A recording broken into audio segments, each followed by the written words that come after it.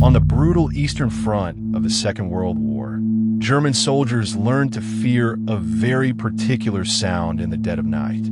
Or rather, they learned to fear the sudden absence of sound. A soft whooshing, like a strong wind rushing through fabric, drifting somewhere overhead in the pitch blackness. By the time a soldier registered what he was hearing, it was already far too late. The bombs were falling. They called the attackers who brought them the Nachtthexen, the night witches. The Germans were certain these deadly night pilots had to be elite, hardened veterans flying advanced, cutting-edge machines. They were wrong on almost every single count. The night witches were young women, some of them barely out of their teenage years, and they were flying flimsy, obsolete biplanes made of little more than wooden canvas, aircraft so outdated that they had never been intended for combat at all. Over the course of the war, this single regiment of women would fly an astonishing number of missions, tens of thousands of them, and rain thousands of tons of bombs down on the enemy while robbing them of sleep night after night. They did it without radios to call for help, without parachutes for much of the war, and for a long time, without even the basic respect of their own side's commanders. This is the story of how they achieved the impossible. In the summer of 1941, Nazi Germany launched a colossal surprise invasion of the Soviet Union. The onslaught was catastrophic beyond words. Entire cities fell, whole armies were surrounded and destroyed, and the country reeled backward under the largest and most ferocious military assault the world had ever seen. The Soviet Union suddenly found itself fighting for its very survival, and it needed every single fighter it could possibly get its hands on. All across the country, patriotic young women rushed to volunteer for combat, and again they were turned away and sent home, told firmly that the front line was no place for a woman. But one woman flatly refused to accept that answer. Her name was Marina Raskova, and she was a world-famous aviator and a genuine national hero. She used her enormous fame and her personal connections to win approval for something that had never been done before. Entire combat air regiments made up entirely of women. Thousands of eager women applied for the chance. Those chosen trained at a merciless pace, cramming what would normally take years of instruction into just a few short months. They learned to navigate by night, to fly by feel, to service and repair their own engines with frozen fingers, and to drop their bombs on target. One of the regiments they formed, the 588th Night Bomber Regiment, was about to become the stuff of German nightmares. And it would do it all in the least threatening aircraft imaginable. Their aircraft was the Polikarpov Pa-2, a small two-seat biplane that had been designed as a humble crop duster and a basic flight trainer. It was built largely from plywood and stretched fabric.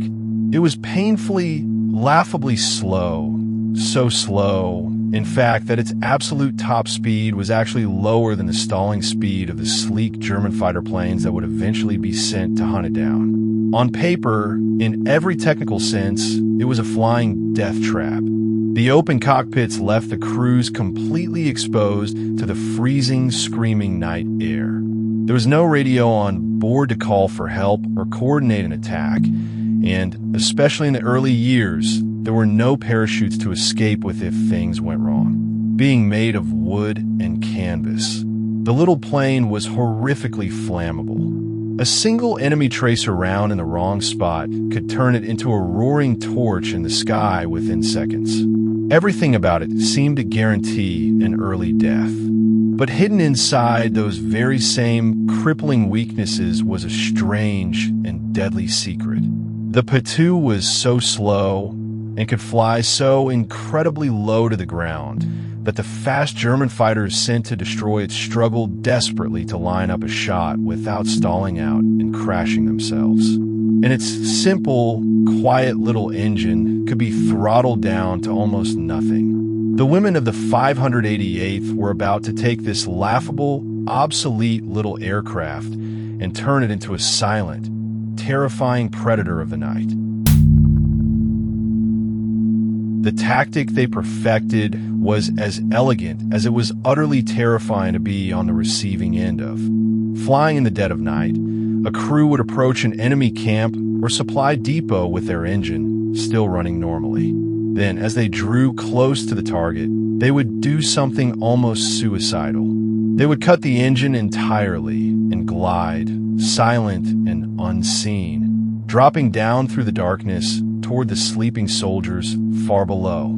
The only warning the enemy ever got was that faint, eerie whooshing of the wind rushing over the wings and struts, the exact sound the Germans came to dread more than almost anything. In that final instant the bombs were released onto the target, the pilot restarted the engine with a roar, and the fragile little plane clawed its way back up into the safety of the night before the anti-aircraft guns could ever find it. That ghostly silent glide is precisely what earned them their haunting name. Because their planes were so small and light, each one could only carry a very modest load of bombs. So the women simply solved that problem the hard way. They went back, again and again and again. A single crew might fly 8, 10, or even more separate bombing runs in one single night, landing in the dark, rearming as fast as their hands could move, and taking off once more, over and over until the first light of dawn. The exhausted enemy below could never, ever rest. The danger they faced every single night was relentless and merciless. Flying so low and so slowly made them tempting targets for every enemy gun on the ground. And when a P-2 was finally hit, there was very often no way out at all. Without parachutes for much of the war, and strapped into an aircraft built from wooden fabric, being hit frequently meant burning to death in the sky. Many of these brave, young women died in exactly that horrifying way. The Germans grew so genuinely afraid of the night witches that, according to the legend that spread through their ranks, any pilot who managed to shoot one of the little biplanes down was to be awarded a top military honor for the feat. Every kind of countermeasure was thrown against them: blinding searchlights, curtains of anti-aircraft fire, and specialized night fighters. And still, night after night after night, the night witches kept coming, threading their fragile wooden planes straight through the fire. They flew without any of the sophisticated instruments that other pilots came to rely on, navigating instead by nothing more than a paper map, a simple compass, and a stopwatch, all in the freezing, disorienting dark. They endured bone-deep exhaustion, frostbite, and a constant, grinding loss of friends. And through all of it, they were frequently looked down upon and doubted by male officers who simply did not believe women belonged anywhere near combat, a doubt the women answered, night after night, with sheer, relentless, undeniable results. By the time the war finally ended, the 588th Night Bomber Regiment had compiled a record that almost defies belief. They had flown well over 30,000 combat sorties in their little wooden biplanes and dropped many thousands of tons of bombs on the enemy across years of brutal fighting. They became one of the most highly decorated units of their entire Air Force, producing a remarkable number of celebrated heroes from within their ranks. They had proven beyond any possible argument that raw courage and deadly skill have absolutely nothing to do with who is or is not allowed to fly and fight. Women who had once been told, over and over, that the front was no place for them had instead become one of the single most feared forces in the entire night sky, hunted relentlessly by a mighty enemy air force, and never once broken by any of it. And yet, when the Great Victory Parade was finally held to celebrate the end of the war, the Night Witches were reportedly not invited to fly over it. Their beloved little planes judged too slow and too humble for such a grand occasion. A final, quiet insult after everything they had sacrificed and given. But history has remembered them far, far better than that parade ever did. They flew wood and canvas straight into the teeth of the deadliest war in human history, and they made an entire army afraid of the dark. Courage, it turns out, comes in a great many forms.